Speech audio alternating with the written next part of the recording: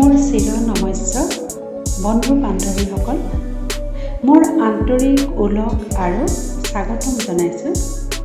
মোৰ পৃথিৱী, ভাৱনাৰ পৃথিৱী নামাকৰণে সজাম আপোনালোকৰ মৰম, স্নেহ আৰু আন্তৰিকতাৰে। মাথো আপোনালোকে লাইক, কমেণ্ট, শ্বেয়াৰ আৰু ছাবস্ক্ৰাইব কৰিবলৈ নাপাহৰিব। আজি এই পৃথিৱীত আছে চমু কাহিনী, জীৱনৰ গতি পথত। দিল্লী এয়াৰপৰ্টৰ পৰা মাৰ্চিডিজ গাড়ীখনত ডাক্তৰ অমৰ নাংগিয়া, তেখেতৰ পৰিবাৰ doctor Sonali Nangia, Chandigarh college of আৰ্কিটেক্সাৰৰ প্ৰফেচাৰ মনমোহন নাংগিয়া, তেখেতৰ পুত্ৰ আৰ্জু আৰু গাড়ী চালক। দ্ৰুতগতিত গাড়ীখন আগুৱাইছিল পাঞ্জাৱৰ চণ্ডীগড়, হাৰিয়ানাৰ সীমাত লাগি থকা চহৰ পঞ্চকুলাৰ 20 ছেক্টৰলৈ, য'ত PGI এনক্লেভত আৰ্যহঁতৰ ঘৰ। আৰ্যুৱেও আৰ্কিটেক্সাৰ ইঞ্জিনিয়াৰিং কৰি আমেৰিকাৰ পৰা ডবল PhD লৈ তাতে চাকৰিৰ পাতনি মেলিছিল। বিয়াও কৰালে আমেৰিকাৰ যুৱতীক। কিছুদিন যুগ্ম জীৱন খুব সুন্দৰভাৱে চলিছিল। প্ৰায় 6 মাহমানৰ পাছত ভাৰতত থকা আৰ্জু পাপাকলৈ ফোন আহিল। অনতি পলমে আমেৰিকাৰ পৰা আৰ্জুক উদ্ধাৰ কৰিব লাগে। ডাক্তৰ খুৰা, খুৰীয়েক আৰু পাপাক উপস্থিত হৈছিলগৈ আমেৰিকাত। বহুত নগুৰ নাকতি হোৱাৰ পাছত আৰ্জুক ভাৰতলৈ লৈ অহা হ'ল। দিল্লী এয়াৰপৰ্টৰ পৰা ঘৰৰ গাড়ীত আহি থাকোঁতে কাৰো মুখত মাতবোল নাই। অভাৱনীয়ভাৱে কেতিয়াবা কিছুমান ঘটনাই মানুহক জোকাৰি যায়। মুখৰ সংলাপবিলাকো যে বাকৰুদ্ধ হৈ পৰে। সকলোৰে মনত বুজাব নোৱাৰা গধুৰভাৱে মনতে বিৰাজ কৰিছিল। প্ৰায় 4 ঘণ্টাৰ পাছত সকলো আহি ঘৰ সোমাল। পঞ্চকুলা ঘৰখনত গোমা পৰিৱেশত দিন ৰাতি বিলাক যেন বাগৰিবলৈ ধৰিলে।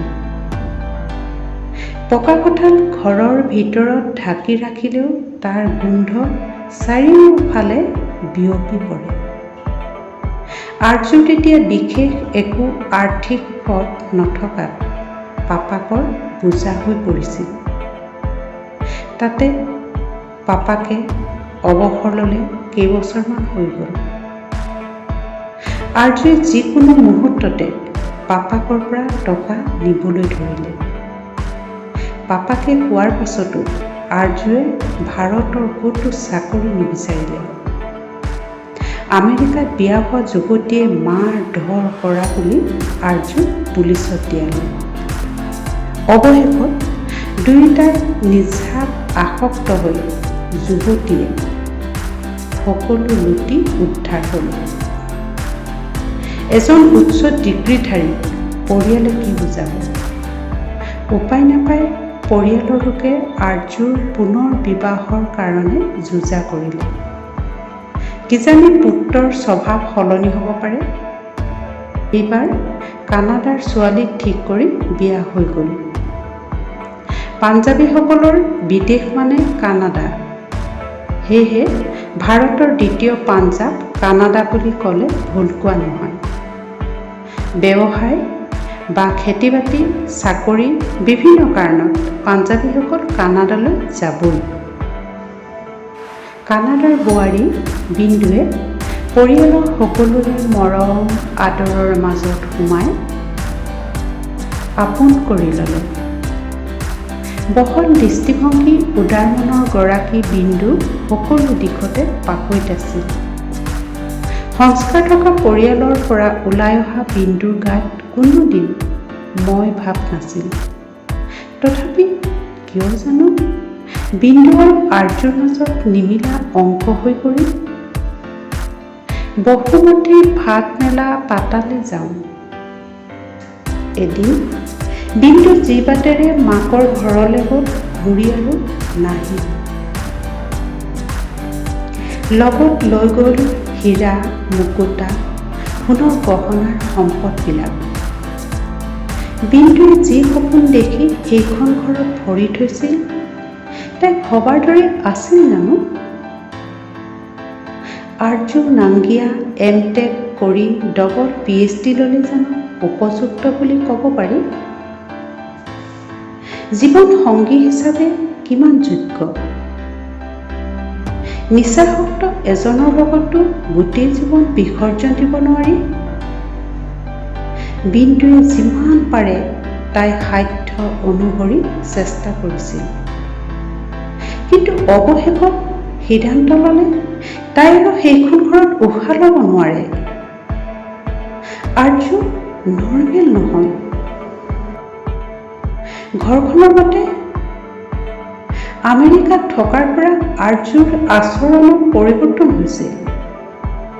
বহুত চিকিৎসা কৰিছিল, ফল নধৰিল। খোৱা বোৱা কথা বতৰা সকলো ঠিকেই থাকে।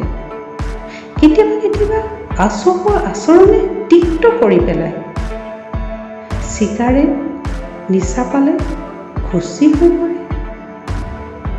এবাৰ ঘৰখনৰ মাৰ্চিডিজ গাড়ীখন লৈ চণ্ডীগড়ৰ পৰা দিল্লীলৈ অকলে চলাই যাওঁতে দিল্লী পাওঁতে গাড়ীৰ তেল শেষ হ'ল।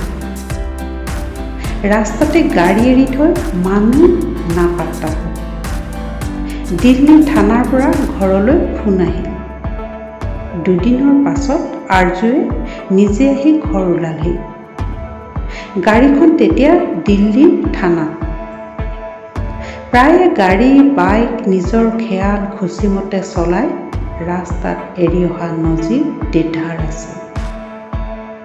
গাড়ী চাবি নাপালে ৰামায়ণ মহাভাৰতৰ যুদ্ধ দেখুৱাব। গতিকে কোনোফালে উপায় নাই। আৰ্যুৰ পাপাক মনমোহন নাংগিয়া পুত্ৰৰ বেজাৰত ম্ৰিয়মান।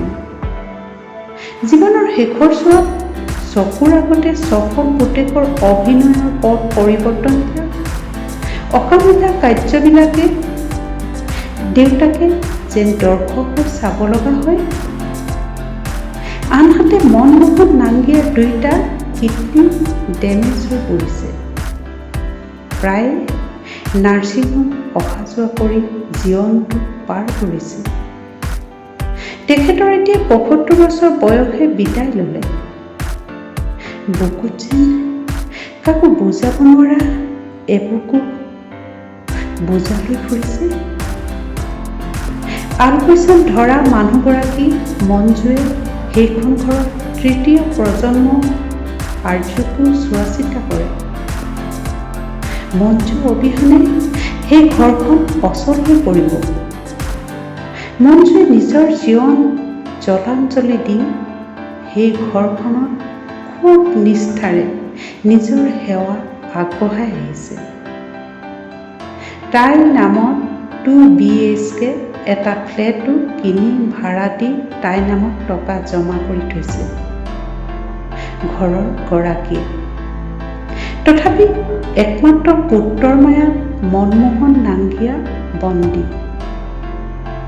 জীৱনত কি পালে? কেতিয়াবা পুত্ৰৰ চিন্তাত বেছি ভাগৰুৱা হৈ পৰে। আজি কিছুদিনৰ আগতে পাপাকে টকা নিদিয়াত হতাহতি হ'ল। অৱশেষত পুত্ৰক থানালৈ অতিথি হিচাপে পঠাব লগা হ'ল।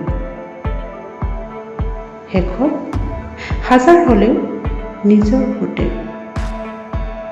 পুৱতি নিশা ৩ বজাত পাপাক আৰু মঞ্জু গৈ থানাৰ পৰা আৰ্যুক আনিবলৈ গ'ল।